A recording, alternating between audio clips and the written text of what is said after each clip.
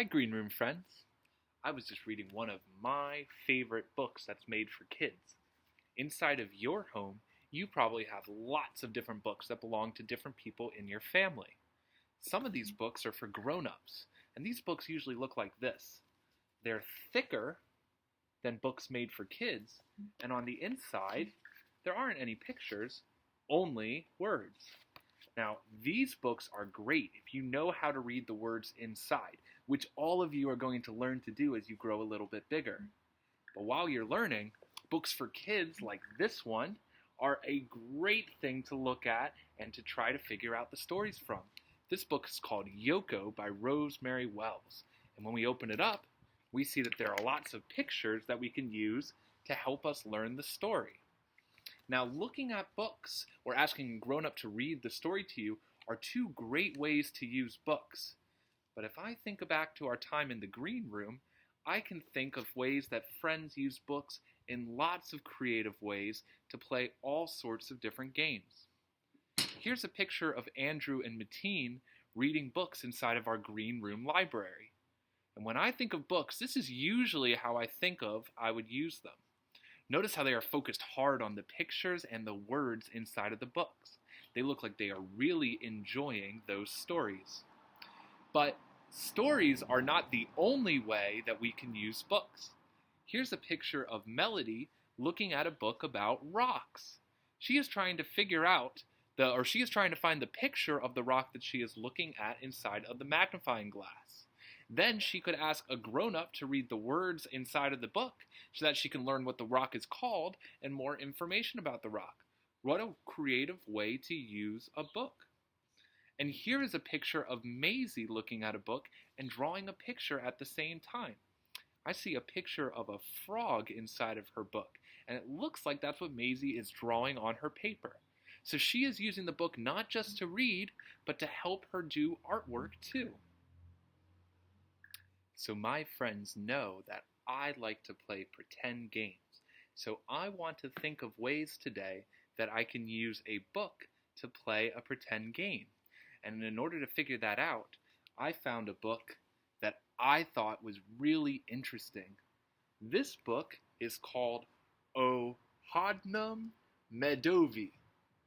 Now those words aren't English words, these are words in a language called Czech. And this is a book made for kids, but there's actually no words inside of the book, only pictures. So I thought it would be fun to first try and figure out the story in this book and then act out that story in a fun, dramatic play game. And so to do that, first I'm going to read the story and then I'm going to act out the story. So now I'm going to read the story. Once upon a time, there was a bear who found an egg while he was taking a walk through the forest.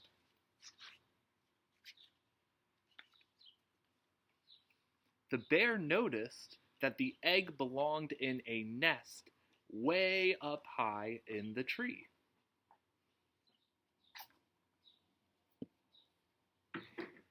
The bear found a log that he could use to stand on to reach the nest high up in the tree, but it wasn't quite big enough for the bear to reach.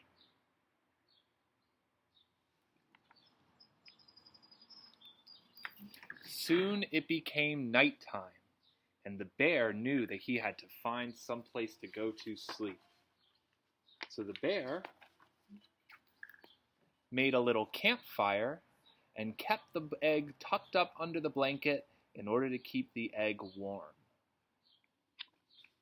When the bear woke up, he saw the mommy bird was waiting by the nest.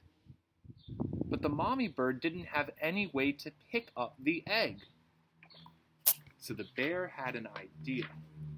The bear found some grass, and it looks like some moss in that picture there down at the bottom.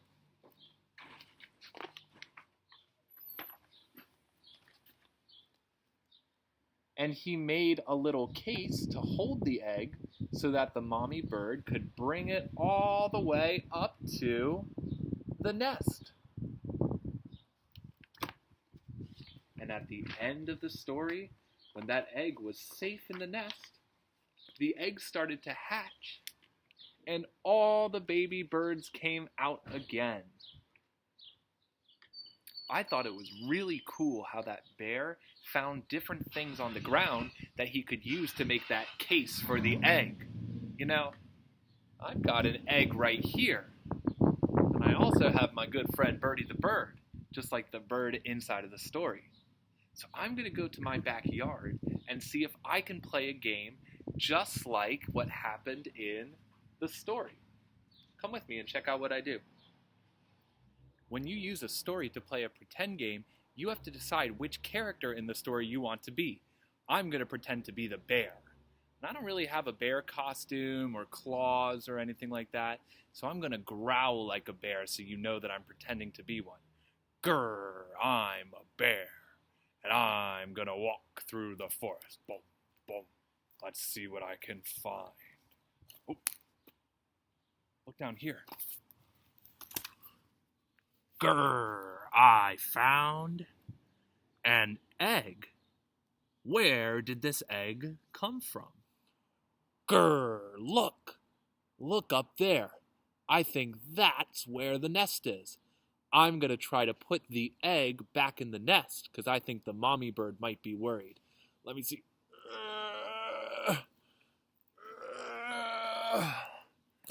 Ooh. I just couldn't reach up high enough to get to the nest. Grrr. What happened in the story next? I remember that the bear found a tree stump to stand on. Let me look in my backyard and see what I can find to stand on. My backyard has lots of tree stumps, but they're stuck to the ground, and I can't pick them up. I'm going to have to find something different than what was in the story to stand on to try to reach the nest. Grrr! Even though I couldn't find a tree stump, I found some rocks I could use instead. I'm going to try to stand on these rocks and see if I can reach the nest on the tree. Grrr, I'm standing on the rocks and I'm trying to reach. Grrr, I still can't reach the nest. And I think it's getting dark out. It might be time to find some place to go to sleep. Now, I know that it's really daytime, but the fun thing about pretending is that you can pretend it's whatever time of day you want. So I'm pretending it's nighttime, just like in the story. And I need to keep my egg warm because it's important that the egg stay warm so that the chicks inside can hatch. I found a leaf that I could use as a blanket. So I'm going to put that egg under the blanket to keep it warm while it's nighttime. Just like that. Just like in the story.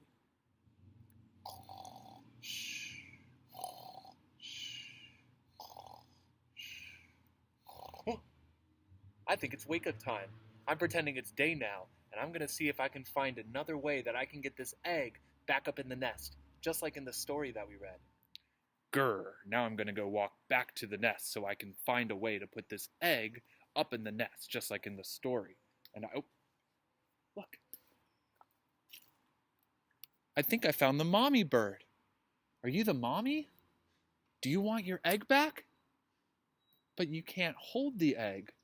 You don't have any arms to hold it with. What happened in the story so that the bear helped the bird carry the egg up to the nest? I remember. The bear made a little case out of leaves and grass so that the bird could fly the egg all the way up to the nest. In the story, the bear used some grass and some moss on the ground in order to make a little bag that the bird can carry the egg up to the nest. So I'm going to try to make something similar. Take a look. I have my egg here, and I have some leaves that I found. So I'm going to wrap up this egg in the leaves. Now in the story, the bear used some grass to tie it together. I think that's a great idea, but this is a real egg, and I'm worried about making a mess in my backyard. So I'm going to use this tape and pretend that it's grass in order to hold it all together. Just like that.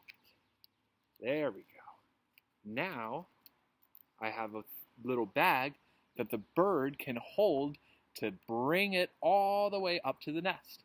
And the egg is tucked safely inside. Grr, now I'm going to take my bag with the egg inside of it and give it to the mommy bird. Let's see. Mommy bird, look. I have a little bag that you can hold the egg and fly it up to your nest. Here you go. Let's put it on just like that. And now we can fly up to the nest.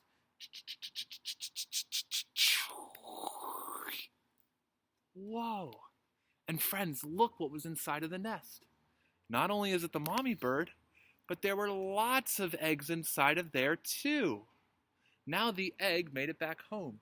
We solved the problem just like what was in the story. Friends, today we used this book to come up with a really creative pretend game. Just like in the story, we took a walk through the woods, we found an egg on the ground, saw that it belonged in the nest, met the mommy bird, and created a really awesome solution to help the mommy bird fly the egg all the way up to the nest. So friends, now that you're done watching my video, here's my challenge for you to play today. I want you to find one of your favorite books that you like looking at or having your family read to you, and use it to play a really fun game. You could play a whole pretend game where you act out the story just like I did with this book, or you could use it to draw a picture or learn something new. There are lots of really creative ways to use books, and I'm curious to see the ways that you can come up with at home. So if you decide to play using a book today, I would love it if you would send a picture to either me or Miss Charon or Miss Yetter or Miss Bird so that we can look at it and put it on our website. So friends, thank you so much for playing with me today. I'm super excited to hear about the fun games that you're going to play at home. Families, thank you for everything that you do as always, and I'm looking forward to seeing you all really soon. Bye, friends.